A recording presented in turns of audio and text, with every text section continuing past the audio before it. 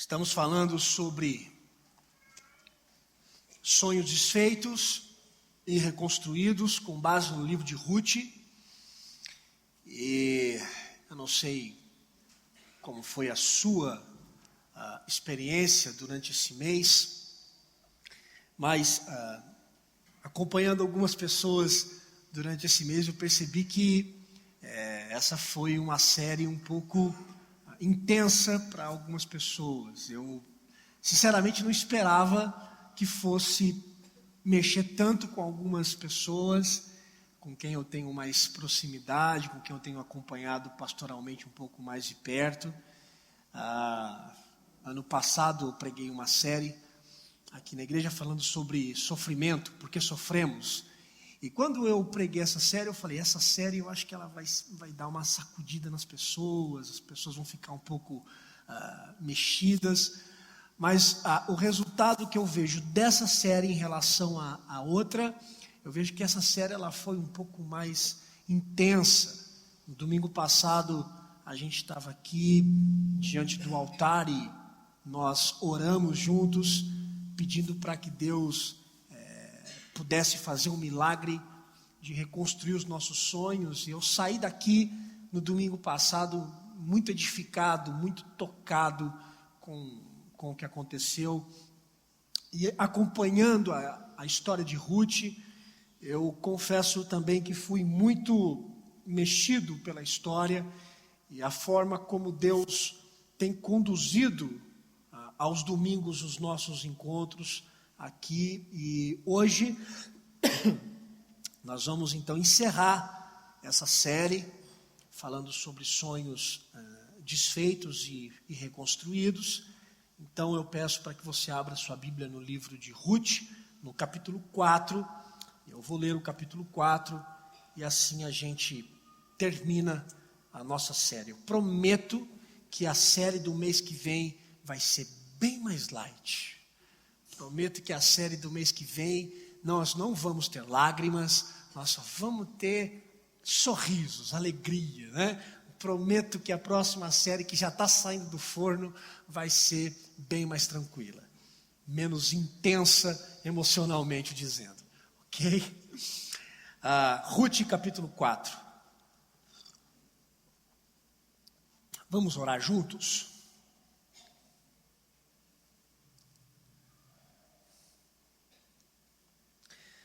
Pai, obrigado por todo esse mês, onde nós juntos estudamos o livro de Ruth, e como foi bom, foi intenso, é verdade, mexeu nas nossas estruturas, e nós queremos agradecer. E hoje nós vamos terminar de ler o livro de Ruth juntos, e eu peço para que mais uma vez a tua graça e a tua misericórdia se estenda para a nossa mente e para o nosso coração, para a gente poder mais uma vez compreender sobre esse assunto de sonho desfeito e de sonho reconstruído, e que hoje pessoas aqui tenham a plena convicção de que o Senhor tem cuidado das nossas vidas e das nossas histórias. E ao lermos o capítulo 4 de Ruth, eu peço que já na leitura, o Senhor manifeste o teu poder e a tua graça sobre nós, em nome de Jesus.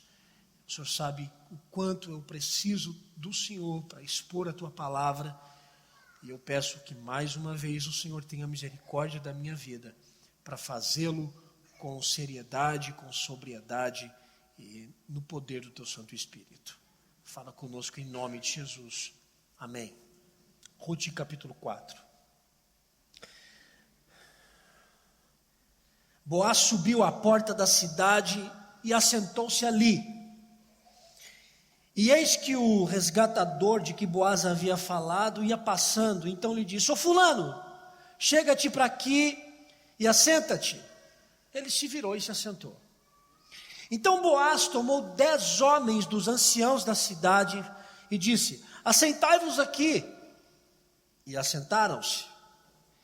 Então Boaz disse ao resgatador: aquela parte da terra que foi de Elimeleque, o nosso irmão, Noemi, que tornou da terra dos moabitas, a tem para venda. Resolvi, pois, informar-te disso e dizer-te: compra na presença desses que estão sentados aqui e na de meu povo.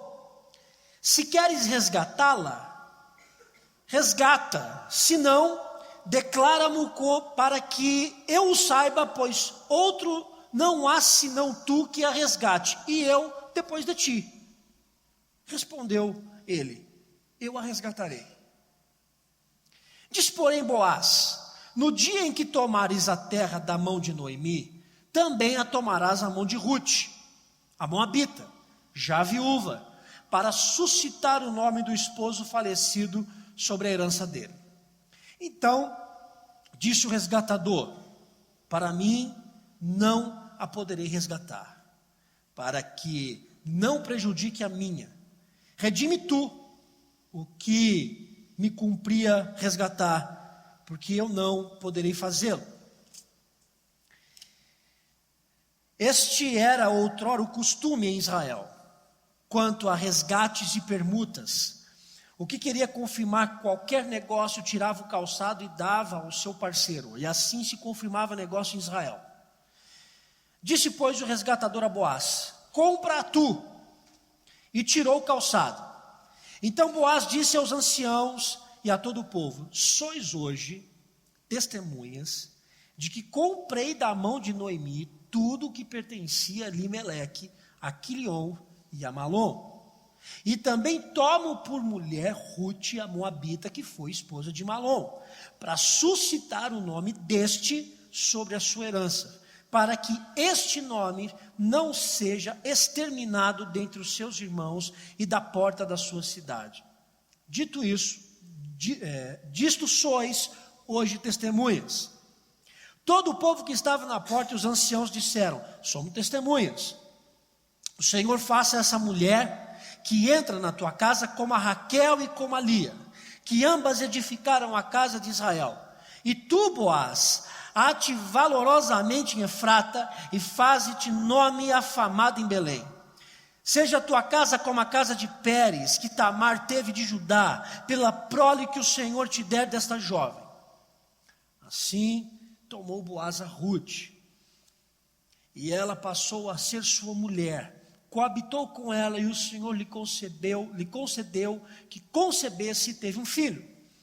Então as mulheres disseram a Noemi: seja o Senhor bendito, que não deixou hoje de te dar um neto, que será teu resgatador, e seja afamado em Israel o nome deste. Ele será restaurador da tua vida e consolador da tua velhice, pois tua nora que te ama o deu à luz, e ela te é melhor do que 7 filhos. Noemi tomou o menino, o pôs no regaço e entrou a cuidar dele. As vizinhas lhe deram nome, dizendo: a Noemi nasceu um filho. Eles chamaram Obed. Este é o pai de Jessé, pai de Davi. São estas, pois, as gerações de Pérez. Pérez gerou Esrom, Esrom gerou a Rão, Rão gerou a Aminadab, e Aminadab gerou a Nasson. Nasson gerou a Salmão, Salmão gerou a Boaz, Boaz gerou a Obed, Obed gerou a Jessé, e Jessé gerou a Davi. Amém. Tenho dito que o livro de Rute é um livro de movimento. Tenho dito que o livro de Rute é um livro que é uma dança. É um movimento que sai da amargura para a esperança. Eu disse na semana passada que o contrário de amargura não é doçura. O contrário de amargura é esperança. Porque a falta de esperança gera no nosso coração amargura. A falta de esperança em nós pode nos conduzir ao caminho da amargura. E a amargura de Noemi, pelos sonhos desfeitos, nasceu por circunstâncias que fogem ao nosso controle. A morte foge ao nosso controle. A não ser que você queira intencionalmente intentar contra a sua própria vida. E o narrador do livro, ele é cirúrgico no modo como ele conta a história da amargura para a esperança. Porque o livro começa com a tristeza da morte e o livro termina com a alegria do nascimento.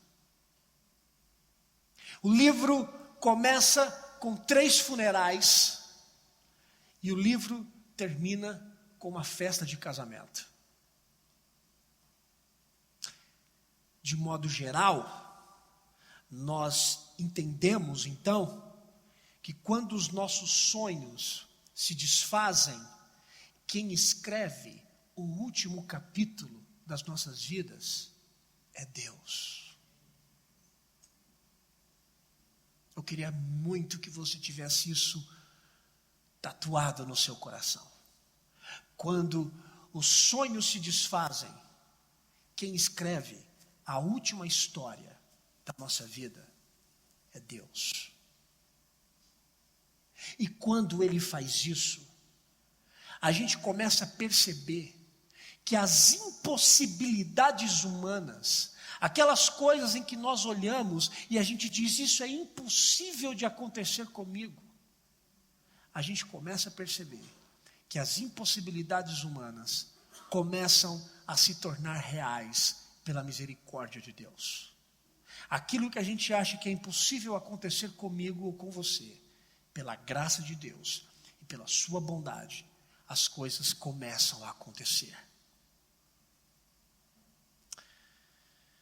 Isso me faz lembrar do Salmo 30, versículo 5, quando diz que de noite a gente pode chorar amargamente, mas que pela manhã a alegria pode invadir o nosso coração. Isso significa, com base também no livro de Ruth, que as nossas dores e os nossos sonhos desfeitos, eles não são eternos. E essa é uma outra tese que você também precisa ter no seu coração.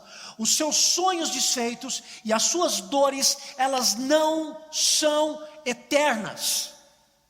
Você pode acreditar nisso, porque as coisas mudam, querendo você ou não, as coisas mudam.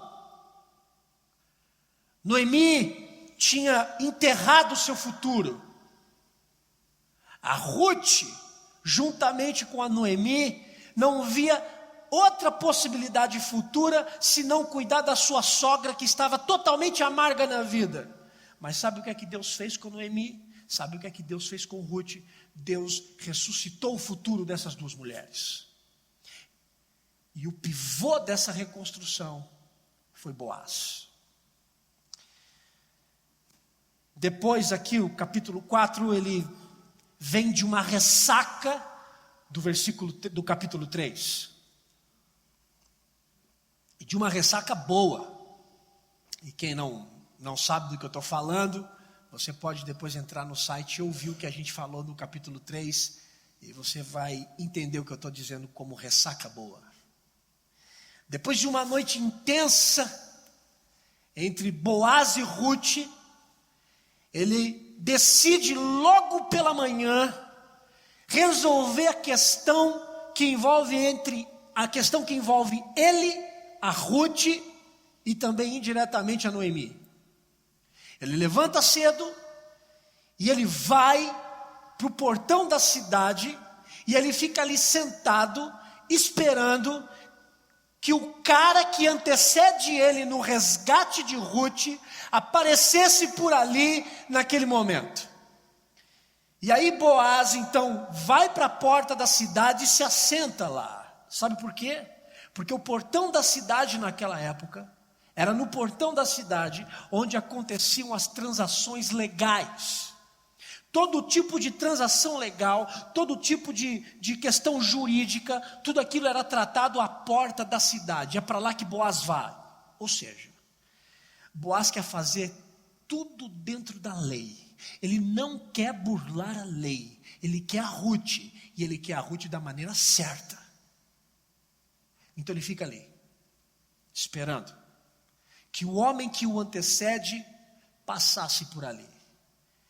E aí Boaz está sentado e de repente aparece o homem. Aparece o cara. E é muito interessante porque a Bíblia não dá o nome do cara. É por isso que eu estou chamando de o homem ou o cara. Porque a Bíblia não dá o nome dele.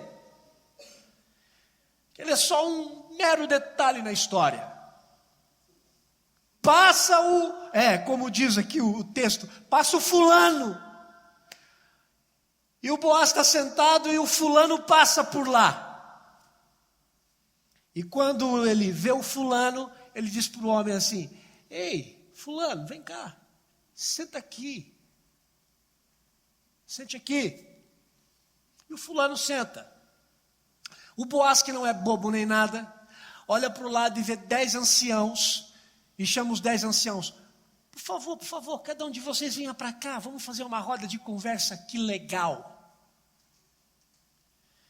Então está na roda o Boaz, está na roda o fulano, e está na roda os 10 anciãos. O que eu vejo aqui em Boaz, é que Boaz está fazendo alguma coisa. O Boaz, ele tem um sonho, e o que você vê aqui é que Boaz está agindo. E a gente tem que tomar muito cuidado quando a gente fala em agir em favor dos nossos sonhos.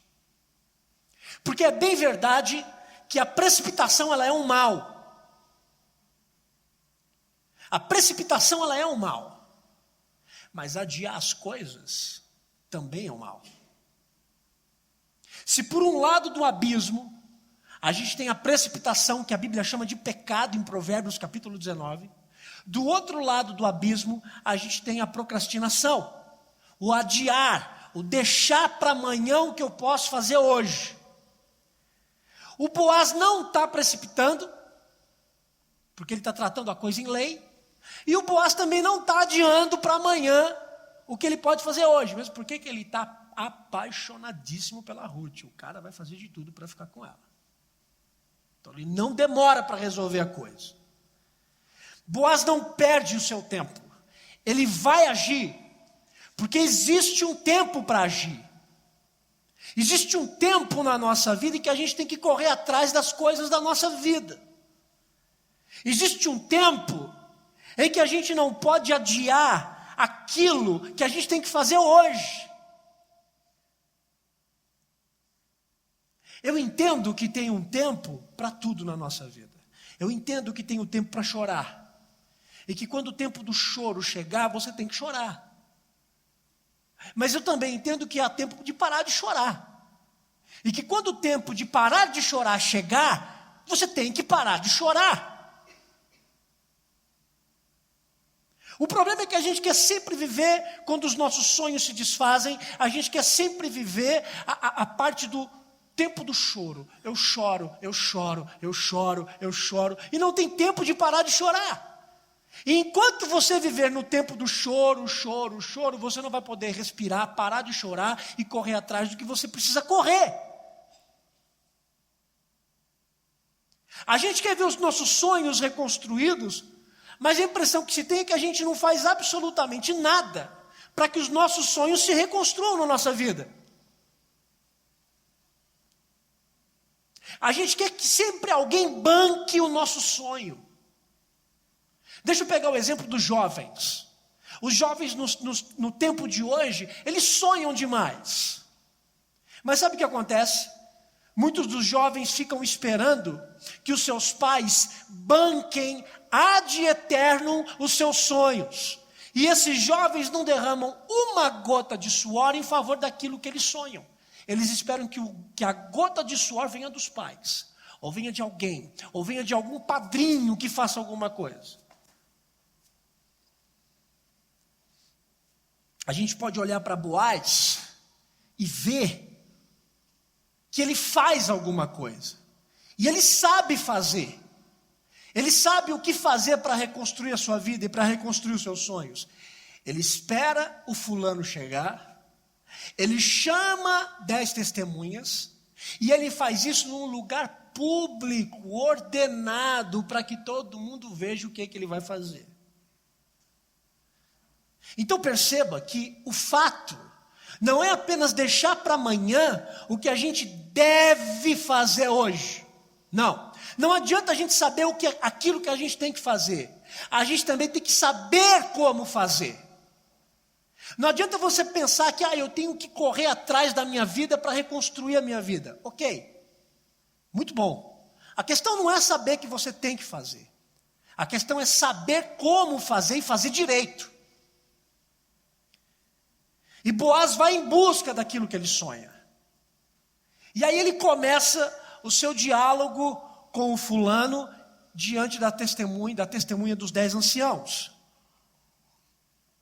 Ele começa a conversa com aquele homem, falando da situação da Noemi, no versículo 3. E ele começa com um papo meio furado, né? Ele diz assim, então, lembra do Elimeleque, aquelas terras, a Noemi? Pois é. Então, eu vim aqui para dizer para você que você deve ser o resgatador, você deve comprar a terra. E, obviamente, a Noemi vai junto. Então, olha o Boaz. Olha o Boaz. Então, se você quiser comprar a terra, você compra a terra, vai a Noemi junto com você, para você, e você compra a terra. O cara disse, eu aceito. Tinha agora tudo para dar errado a história. Eu aceito. Perceba que o Boaz não falou nada da Ruth. Ele não falou nada da Ruth. A informação que aquele fulano tinha era que se ele resgatasse a terra, ele ficaria com a Noemi, que já é velha. Então ele aceita. Mas o Boaz chega depois no versículo 5, depois do homem aceitar, aí o Boaz, articuloso, inteligente, diz assim, então, mas olha só, deixa eu te dar um outro aviso. Quando você tomar a terra do Elimeleque, quando você tomar a Noemi, vai vir um brinde para você. O brinde é uma outra mulher, e essa mulher se chama Ruth, a Moabita. Ela é viúva e, como você sabe, ela é nova. Ela não é igual a Noemi, velhinha, ela é nova. E você vai ter que dar um filho a ela, você vai ter que ser um resgatador. E quando você der um filho a ela, esse menino vai ser dono da terra que você comprar. O que é que o fulano fez? Opa! Aí não. Aí já não me interessa o negócio. E por que o fulano pulou para trás? Porque de início ele achou que ele ia levar a terra e ia levar a velhinha da Noemi. Era um negócio bom para ele. Porque a Noemi não podia mais dar filhos. E toda a terra que ele comprasse junto com a Noemi ia ficar de herança para quem? Para os filhos que ele tinha. Bacana.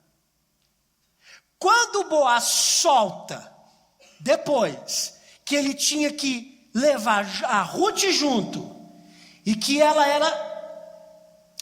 era nova, e que ela deveria ter filhos, aí o negócio ficou ruim para o fulano, porque ele ia comprar a terra, ia levar a velha Noemi, ia ter que dar um filho para Ruth, e a herança não ia ficar para os filhos dele, ia ficar para o filho da Ruth, ou seja, ele ia comprar uma terra e não ia ter a terra depois.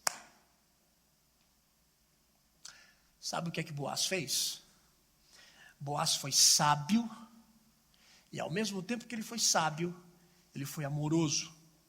É o que eu chamei de uma sabedoria amorosa. Porque quando ele conduz a transação num fórum público, o Boaz obrigou o fulano, ou ele rejeitava a oferta total, porque não tinha como, ou eu fico só com a terra, não fico com a Ruth, não. O pacote é todo. Você quer levar a terra? Você vai levar a terra, você vai levar a Noemi e você vai levar a Ruth. Ou o Boaz obrigou esse fulano ou a rejeitar tudo, ou se ele tivesse que aceitar, ele ia ter que levar a Ruth. Seja qual decisão que fosse, a Ruth estava protegida. Isso é sabedoria amorosa. Isso é você usar de sabedoria com ternura. E sabe o que é que a gente precisa aprender na nossa vida? A gente precisa aprender a agir em favor dos nossos sonhos, mas agir regado com essa sabedoria amorosa, agir regado com essa sabedoria e ternura. O cara e o Boaz fecham o negócio. O cara dá a bota dele para o Boaz, porque era assim que se fechava negócio em Israel antigamente. Pensa a bota feliz que o Boaz usou. E aí os anciãos da cidade oferecem uma bênção para o Boaz.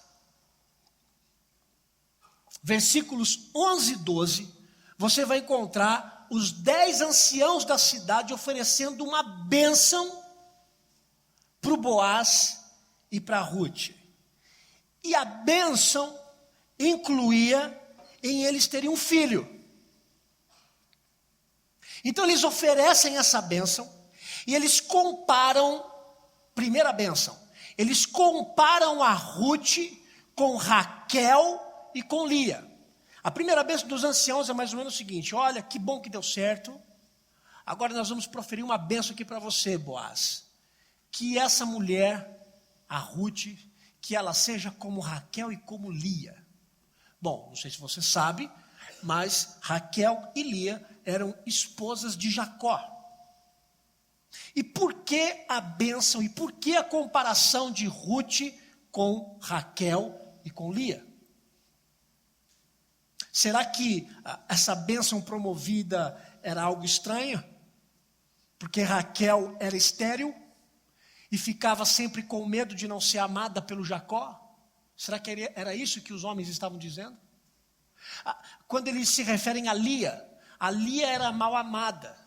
A Lia, ela não se sentia bela aos olhos de Jacó. Então ela queria dar muitos filhos para Jacó para se sentir amada. Será que a bênção era mais ou menos essa? Olha, que a Ruth não vai se sentir amada por você, Boaz. Não, isso não é bênção. Isso é maldição. O que os 10 anciãos dizem, o próprio texto diz. Diz lá que ambas, Raquel e Lia, edificaram a casa de Israel. Edificaram com filhos. Então a bênção dos anciãos era para que a Ruth tivesse filhos. E no versículo 13, a Ruth engravida.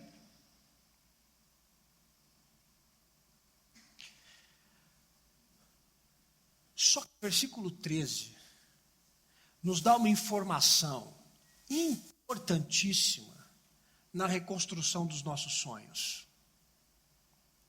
O versículo 13 dá uma informação importantíssima na reconstrução dos nossos sonhos. Olha o que diz o versículo 13 do capítulo 4. Versículo 13 diz assim: assim tomou Boaz a Ruth, e ela passou a ser sua mulher, coabitou com ela, e o Senhor lhe concedeu que concebesse e teve um filho. O versículo 13 é uma das únicas passagens em toda a estrutura literária do livro de Ruth, em que o Senhor Deus aparece como sujeito de um verbo. Em toda a estrutura literária, o versículo 13 do capítulo 4 é uma das poucas vezes em que o Senhor aparece como sujeito de um verbo. O versículo 13 diz que o Senhor lhe concedeu que concebesse. Aí a gente faz aquela coisa para descobrir quem é um sujeito, a gente faz a pergunta para o verbo, né? Não é? Os professores, não é assim, professores? Não é assim? Quem é o sujeito? Vamos fazer pergunta para o verbo. Quem que permitiu que ela concebesse? Quem? O Senhor. O Senhor é o sujeito. O Senhor é o sujeito de toda ação. E aí a gente precisa aprender na reconstrução dos nossos sonhos que sim, a gente tem coisa para fazer, tem coisa que está na nossa mão. O Boaz engravidou a Ruth porque eles coabitaram. Ok. Mas o sujeito da ação não foi Boaz. O sujeito da ação foi o Senhor, que permitiu que Ruth engravidasse. Sabe o que é que eu aprendo? Eu aprendo que na reconstrução dos nossos sonhos, Deus é o sujeito, sempre. não são as pessoas que te ajudam, não são os seus contatos. Quem é o sujeito na reconstrução dos seus sonhos é o Senhor, é o Senhor, é o Senhor. E sabe por quê? Por que Deus reconstrói os nossos sonhos? Eu falei, bom, eu vou deixar essa pergunta para a última mensagem. Por que Deus quer, ou por que Deus deseja reconstruir os nossos sonhos? Para deixar a gente feliz? Para deixar a gente o quê? Sabe por que Deus reconstrói os nossos sonhos? Deus reconstrói os nossos sonhos para promover a sua própria glória.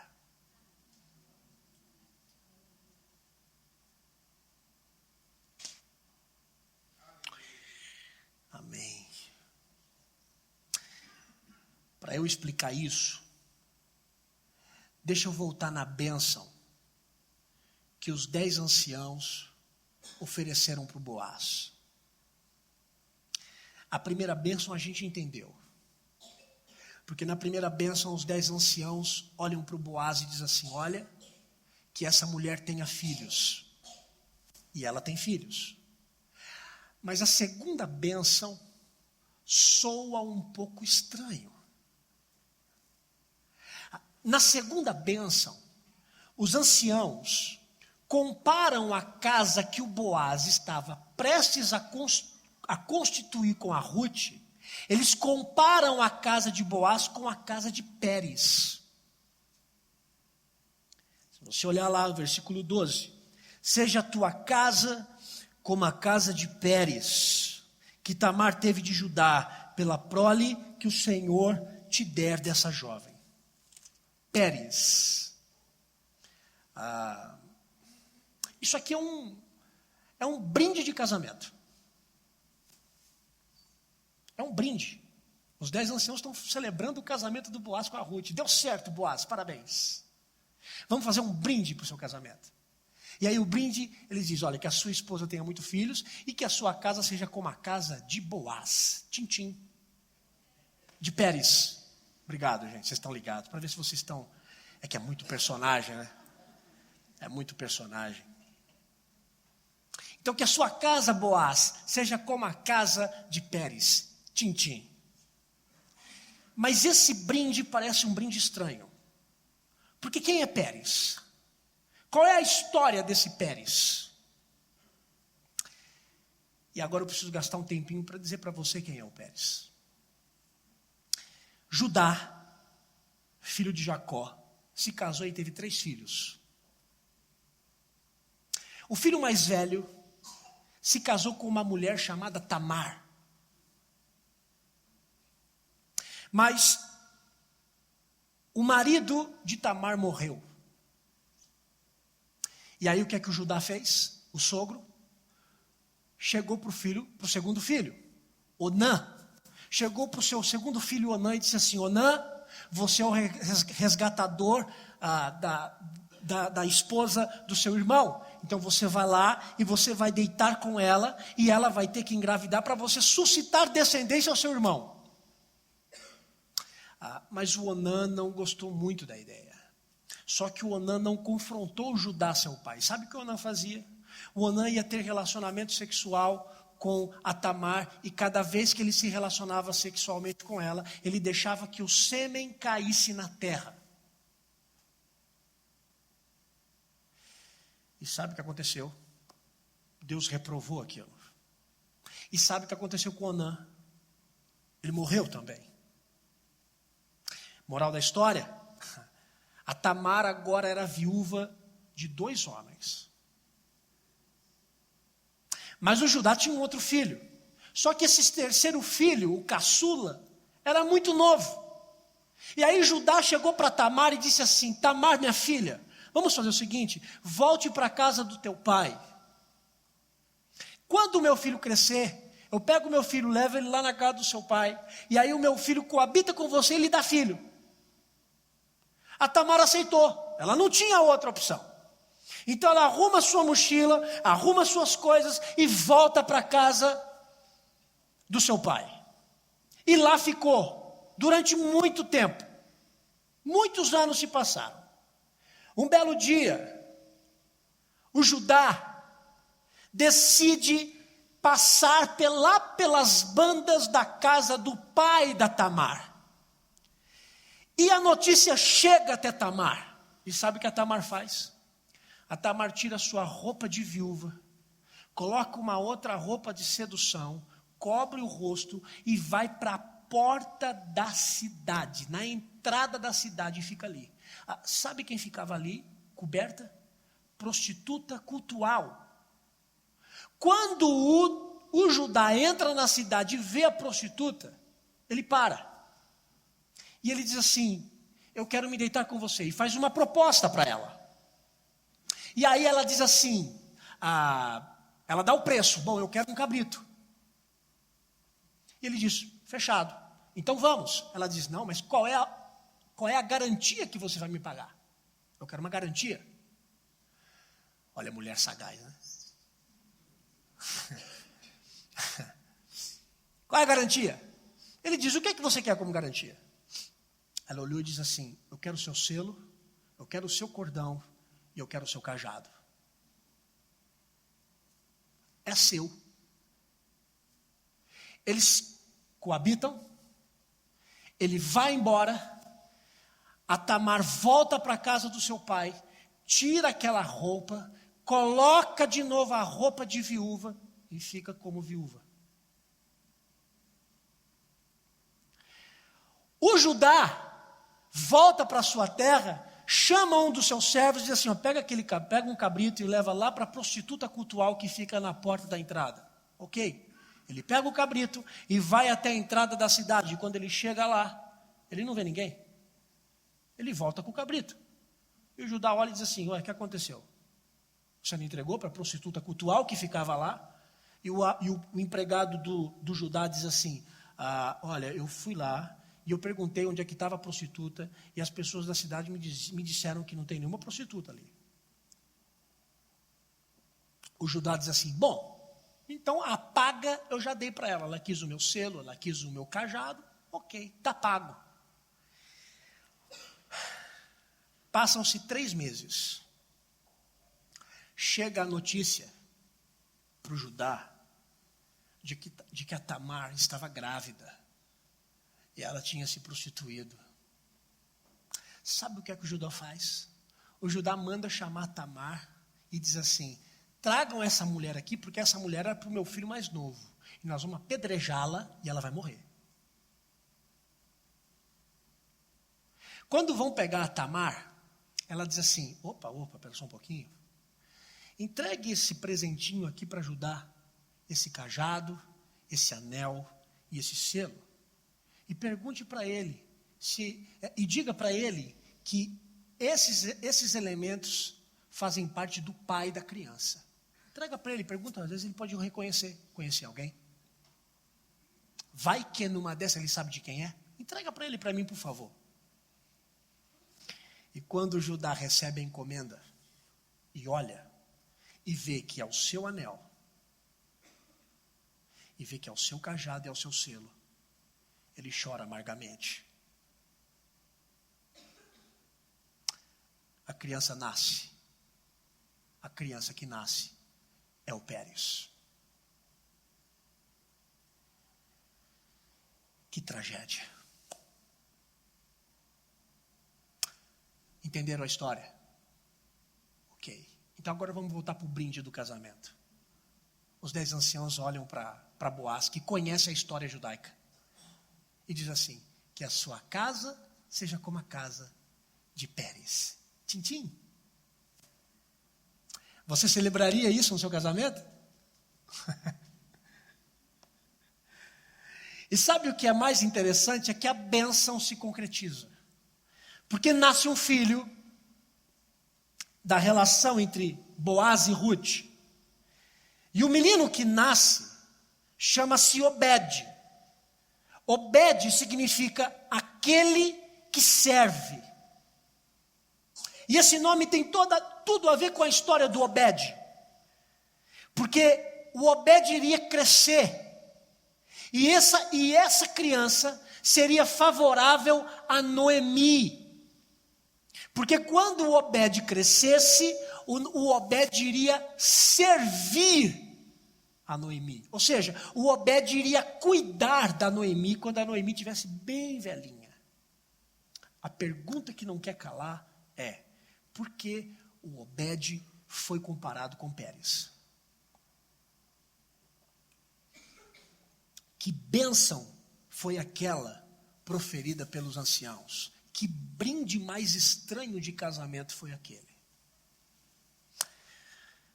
Digamos que a história do Obed é a história que deu certo. E digamos que a história do Pérez é a história que não deu certo. É a história da tragédia do erro. E sabe o que é poderoso em todas as duas histórias? É que ambas as histórias têm Deus como sujeito de redenção.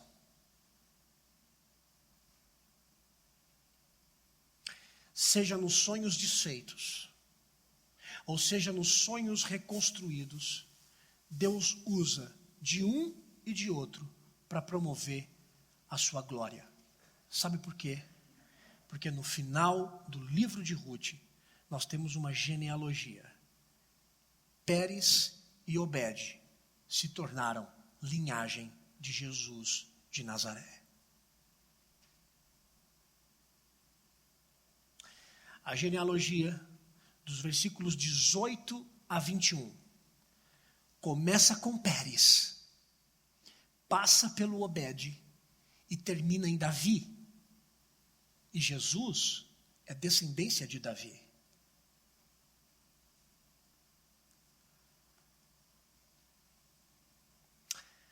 A história do Pérez, a história que aparentemente deu errado, a história do Pérez, aquele tumulto de coisa, a história do Pérez, que mais parecia um sonho desfeito, aponta para quem? Para Cristo. A história do Obed, que é uma história de resgate perfeito, que é uma história de entrega perfeita, que é uma história de amor em santidade. A história do Obed também aponta para Cristo. Sabe o que é que eu aprendo com a bênção desses anciãos sobre a casa de Pérez e sobre os nossos sonhos? Eu aprendo que talvez as nossas vidas, elas podem se tornar uma bagunça. Eu aprendo que de alguma forma a minha vida e a sua vida, ela pode se tornar uma bagunça. Você pode estar aqui hoje exatamente nesse momento, vivendo o contexto do Pérez. Vivendo um contexto onde parece que a sua vida virou de cabeça para baixo. A Tamar tinha 2 maridos e perdeu os 2. E depois ela articula para se deitar com o sogro e mente. E ele vai e se envolve com uma prostituta cultural, achando que ninguém vai se importar com aquilo. E quando ele vai ver, é a nora dele. É uma confusão. E como eu me sinto aliviado de ver que na genealogia de Jesus tem uma história tão confusa, onde homens também vacilam, onde homens também erraram, e eu me sinto aliviado com uma vontade de dizer glória a Deus, obrigado Senhor, porque essa história também pode ser a minha e a sua, onde em algum momento da vida a gente sonhou tão bonito, mas parece que tudo aquilo que a gente sonhou se perdeu por conta da feiura do pecado. E pode ser que agora, em algum momento da sua vida, você esteja vivendo essa bagunça. Mas quando eu vejo o Pérez na genealogia de Jesus, sabe o que é que eu digo para você, que está vivendo uma bagunça nos seus sonhos desfeitos? Confie em Deus, porque Ele fará que esse mal redunde em bem para o seu próprio coração.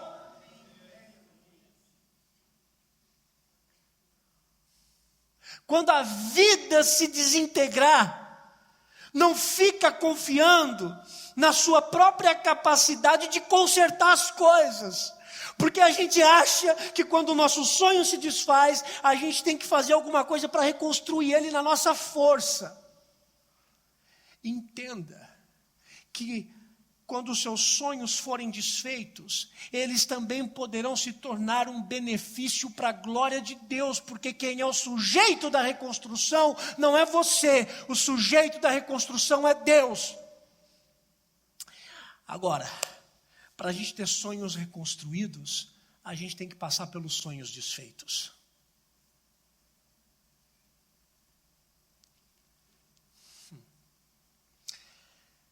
E quando a gente tem os sonhos reconstruídos, a gente sente o quê? Alegria, euforia. Pois bem, a alegria dos sonhos reconstruídos, ela passa pelo sonho desfeito. E parece um antagonismo que eu estou dizendo aqui, parece antagônico. Mas o seu sonho desfeito, dentro dele, é possível você olhar para o céu e se alegrar, porque a sua alegria está apontando para o sonho reconstruído.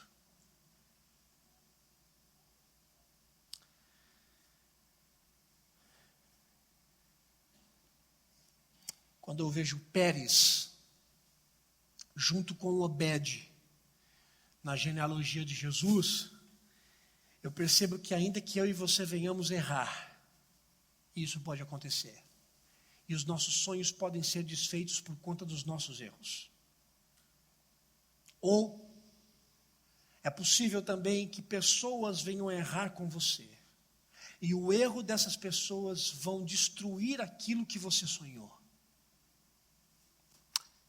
Em qualquer dos casos, em qualquer um dos casos, Deus continua sendo sujeito da reconstrução da minha vida e da sua vida. Seja no mau exemplo do Pérez, ou seja no bom exemplo do Obed. Eu espero que nós possamos sair daqui hoje, tendo a plena convicção de que Deus reconstrói os nossos sonhos, não apenas para nos fazer felizes. Ele reconstrói os nossos sonhos para promover a sua própria glória. E eu espero que você seja o alvo disso. Entenda, a sua alegria necessariamente vai passar pelos sonhos desfeitos. Que Deus reconstrua os nossos sonhos para a glória dele. Em nome de Jesus. Vamos orar? Vamos ficar em pé.